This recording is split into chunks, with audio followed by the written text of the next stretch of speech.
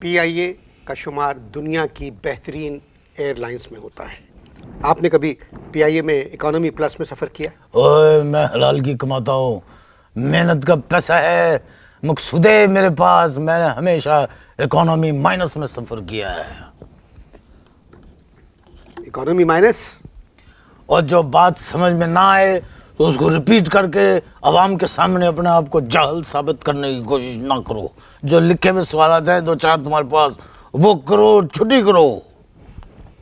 जब तक मैं मोजिस इकोनॉमिस्ट से निपटता हूँ, आप इश्तहार देखें। इश्तहारों से पहले हम बात कर रहे थे अपनी एयरलाइन पे। इकोनॉमी माइनस मेरी समझ में नहीं आई बात। और मैंने भी उसका जवाब तुमको दे दिया था। मैंने जवाब ये दिया था कि कोई बात जो समझ में ना आए उसको रिपीट करके लोगों के सामने अपने आप को जाल साबित करने की कोशिश ना करो। आई गेस तुम एक पढ़े लिखे इंसान हो।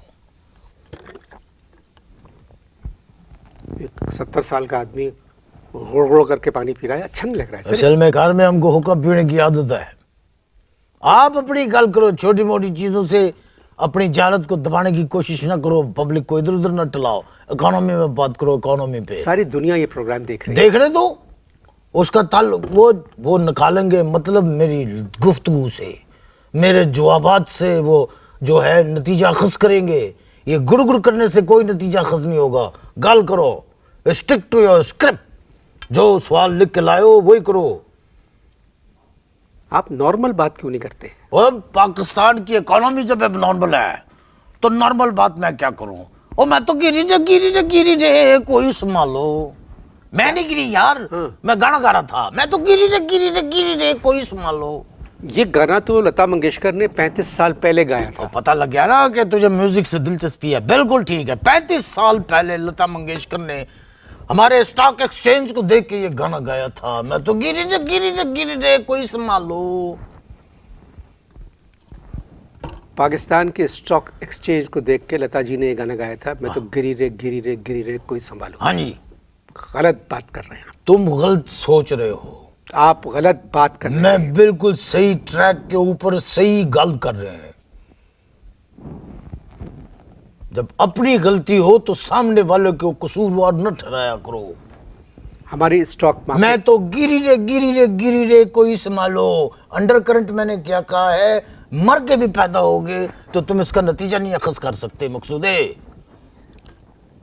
हमारी स्टॉक मार्केट बहुत ऊपर जा रही है। और जो चीज ऊपर जाती है ना फिर वो वापस नहीं आती है, फिर उसके कुल पड़े जाते हैं। और पाकिस्तान की इकोनॉमी का स्टॉक एक्सचेंज से कोई तल्लुक नहीं है। ये सब झूठ पे मबनी है, झूठ पे। आप अच्छी बात क्यों नहीं करते? मैं देखो, मैं क्योंकि जब बात तुमने की है कि कोई अच्छी बात क्यों नहीं करते, अब इसमें मैं एक शेर में जवाब देता हूं। जिस बात में कोई बात नहीं होती है उस बात की बातें होती हैं, और जिस बात की बातें होती है उसकी कोई बात नहीं होती। कच्चा कर दिया ना मैंने तेरे को। आपने इस शेर को कच्चा कर दिया। क्या मतलब? इसके साथ आपने वो सलूक किया है जो 1947 में अंग्रेजों ने मुसलमानों के साथ किया था। 1847 में। जिस बात की कोई बात नहीं उस बात की बातें होती हैं। ये सब बेकार बातें हैं। मतलब मफहूम समझ में आ गया? एक्चुअल चीज होती है वो मफहूम होती है। मकसूदे मफहूम अदा हो गया, समझ लो डिलीवर हो गया सब। एक बात, जल्दी करो, पानी खत्म हो रहा है मेरा। एक बात आपको मानना पड़ेगी। क्या? कि पिछले 3 वर्षों में हमारी इकोनॉमी में बहुत फर्क पड़ा है। तौबा करो, तौबा, इस्तग़फ़ार करो।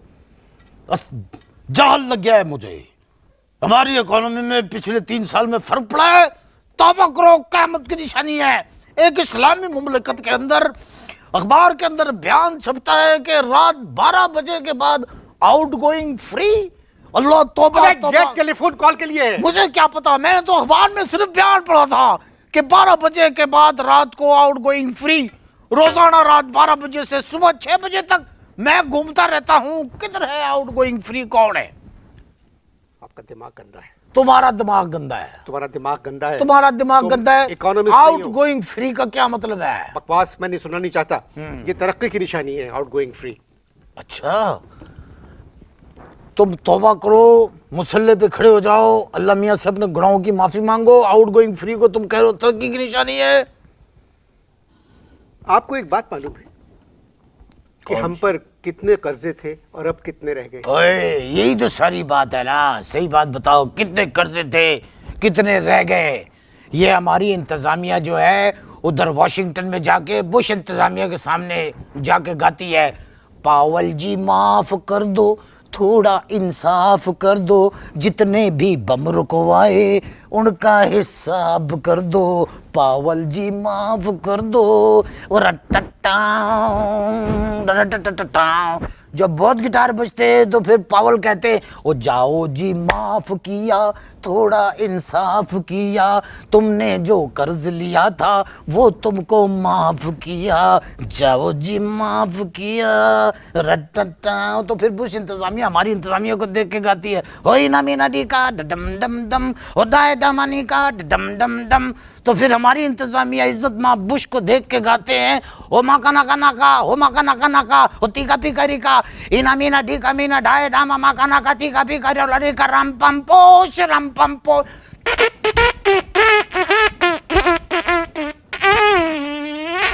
ये कौन करता है? ये हमारे सफीर करते हैं। मैं तुझको एक पढ़ा लिखा आदमी समझकर यहाँ बुलाया। और देख, मैं तुझे एक जाहिल आदमी समझ के इधर आया था। आप सिर्फ बात करेंगे हमारी इकोनॉमी पर। हमारी इकोनॉमी कैसी है, कैसी होगी? ओए रहने दे, 57 साल का जो टाइगर है ना, वो बैठ के गोश्त भी नहीं चबा सकता, इसलिए कि उसके दांत ही नहीं होते। दूध में डबल रोटी मिला के खिलाओगे तब वो खाएगा। ऐसे ही रहने दो यार।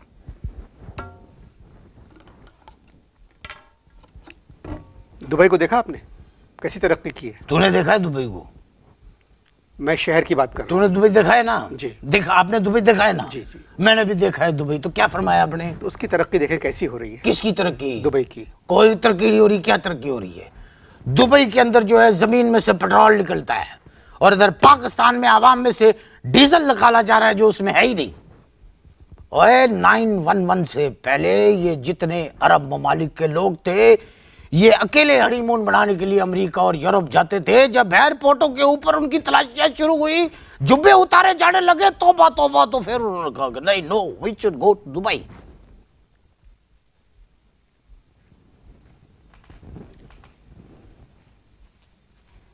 क्या कह सकता हूं? आप लोग खुशनसीब हैं। आप कम से कम इश्तिहार तो देख सकते हैं।